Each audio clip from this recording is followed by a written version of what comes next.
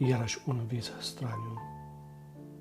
Într-un câmp deschis, verde, m-am pomenit luptând corp la corp cu însăși moartea. Era o ființă neagră, oarecum plată, ale cărei detalii fizice nu le vedeam, dar mă băteam corp la corp cu o violență neobișnuită. Până la urmă am reușit să o înghesui într-o imensă valiză pe care însă nu am reușit să o închid pe deplin. Din valiza semi-închisă mă privea. M-am simțit profund neliniștit. Cum să o traduc încât să-mi convină cât de cât? Un fior cumplit pe care l-am mai trăit de câteva ori.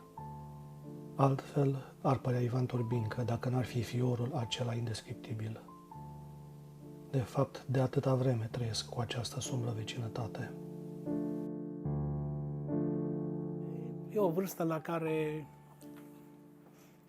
îți pui tot felul de întrebări și, ca să citez pe un Dalai Lama, ultimul Dalai Lama, că niciodată nu poți ști ce te așteaptă mai întâi, eternitatea sau ziua de mâine. Adică niciodată nu știi cine vine mai repede. Și, să zic, e vârsta la care cam la astea te gândești.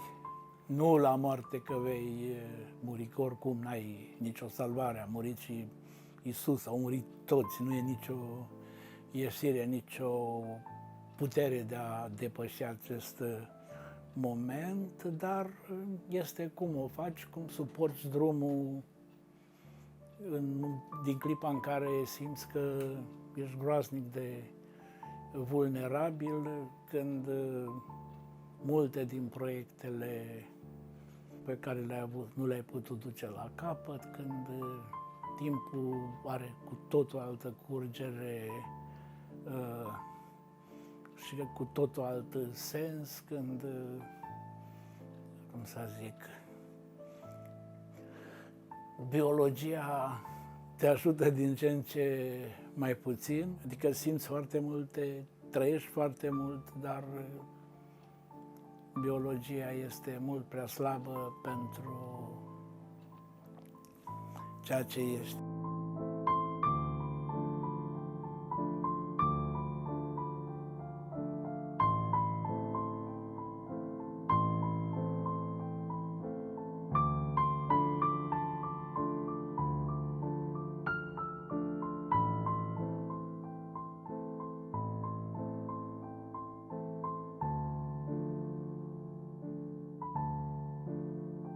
Singura mea consolare, că toate religiile îți dau o speranță, încrederea că nu murim de tot. Și nu vreau să mă gândesc mai departe. Sufletul este găzduit într-un corp, are nevoie de această structură care să-l găzduiască. Mai poate, oare, exista fără trup? Dacă poate trăi și singur, ce nevoie ar mai avea de un asemenea lăcaș atât de precar? Poate că și el moare odată cu trupul, dar mă încăpățânez să nu cred asta și să cred că se reîntoarce de unde a venit, din acea lentilă ce cuprinde toate mințile care au fost și din care vor proveni cei ce se vor naște mâine și întotdeauna.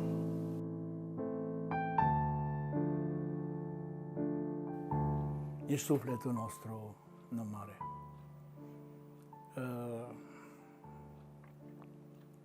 Cred că asta e chestia cea mai interesantă, că toate religiile până la urmă și toate drumurile care duc spre moarte sau direcția e cam aceeași, ceea ce descriu trecerea de la viață la moarte, cam pe acolo.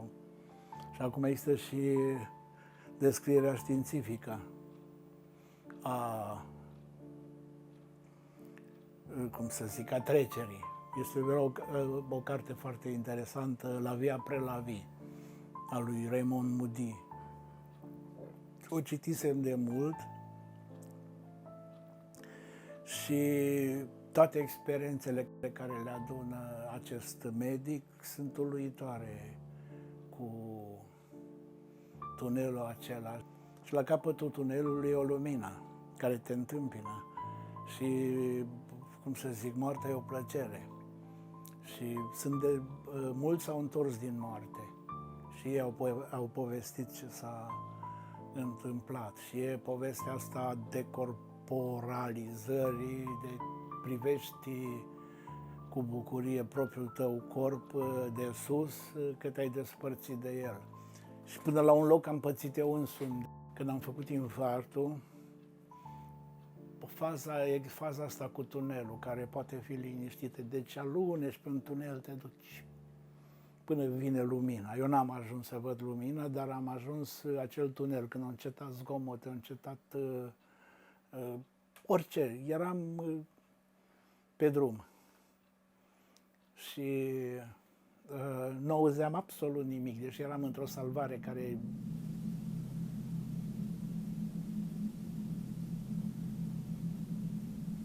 Dintr-o dată s-a făcut un imens gol în jur, o liniște asurzitoare, o singurătate împinsă până dincolo de durere.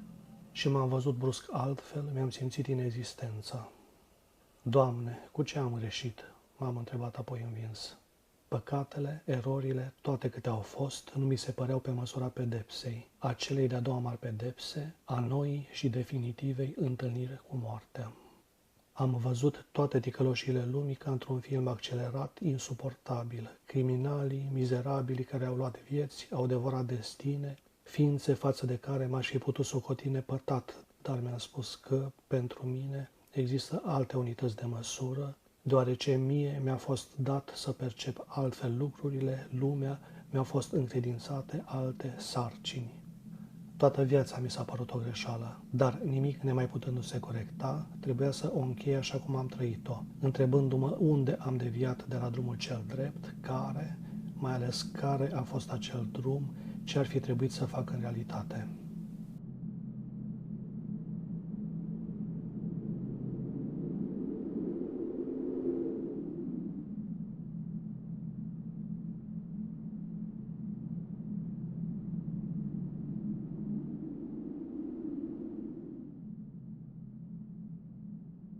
Cărțile de până acum le-am scris sub impulsul necesității, pentru că trebuia, pentru că eram util.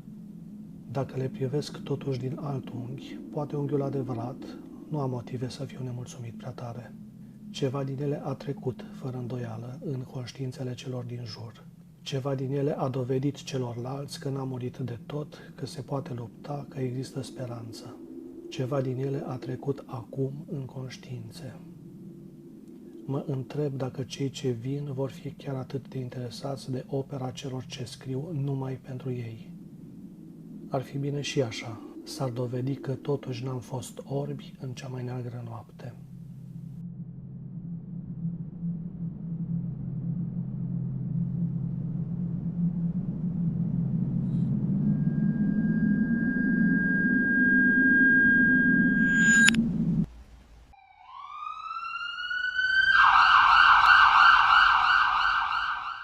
Erau alarmele alea și am auzit la un moment dat pe fiica mea care mă însoțea, deci era în salvare, că mă strângea de cap și mă îndemna să nu mor.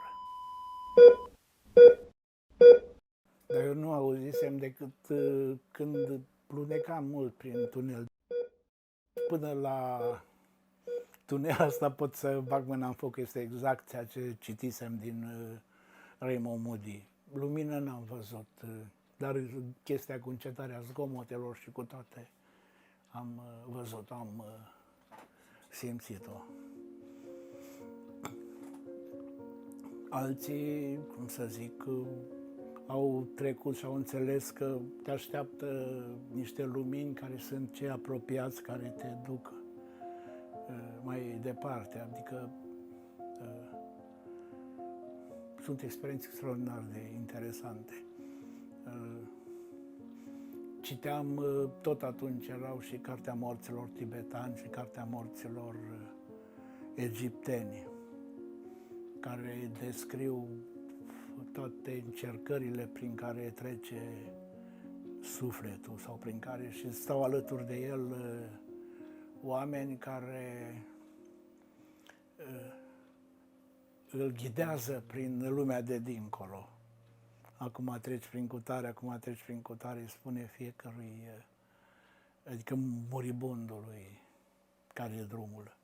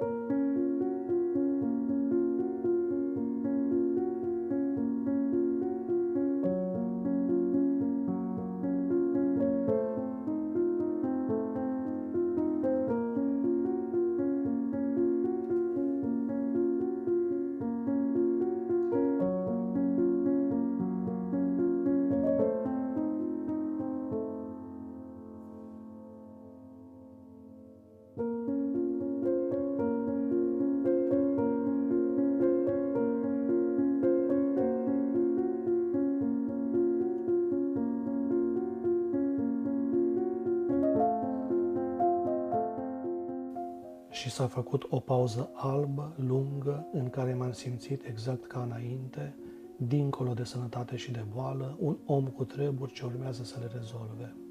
Dar abia de acum, când tot ce aveam de făcut mi s-a înșirat înainte, ca o amenințare, a izbucnit masivă, nestăpânită adierea morții, prezența ei de care știu, nu voi scăpa, nu mă voi putea elibera nicio clipă.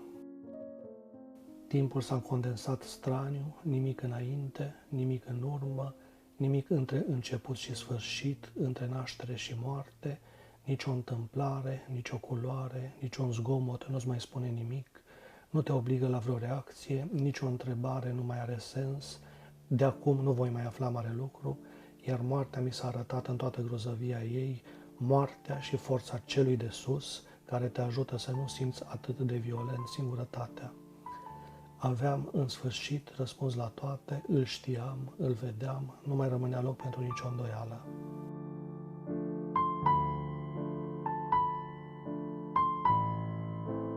Îmi vine să râd de un gând colateral. Întâiul primar comunist din Turda a pus înaintea podului, mereu luat de ape, de pe Arieș, următorul avertisment. Dacă vezi că nu vezi podul, nu trece că te înneci. Acum, când scriu, nu-mi dau seama dacă văd sau nu văd podul, dar simt că nu mai are nicio importanță. Mult mai bine ar fi să nu-l văd.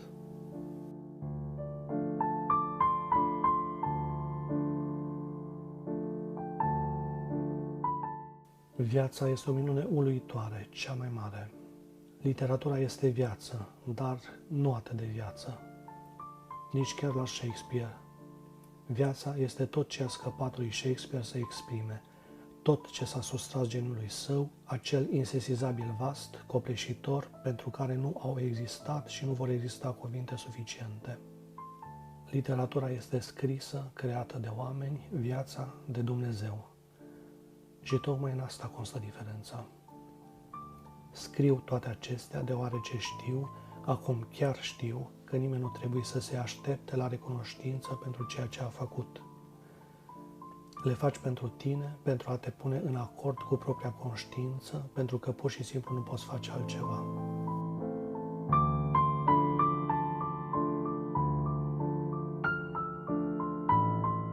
Fără să vreau, m-am gândit la propria mea înmormântare. Nu știu de ce tocmai la asta. Oricum, n-aș fi vrut discursuri de niciun fel. Doar o simplă slujbă religioasă.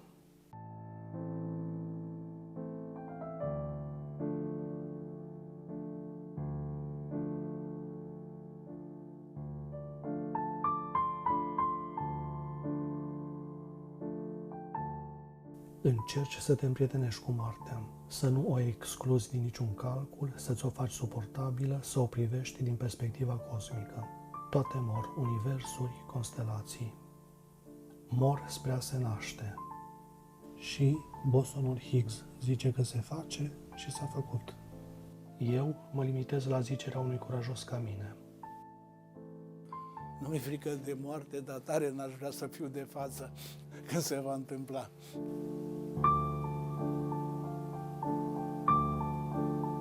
Ceea ce va ieși din explozia bosonului nu voi fi eu.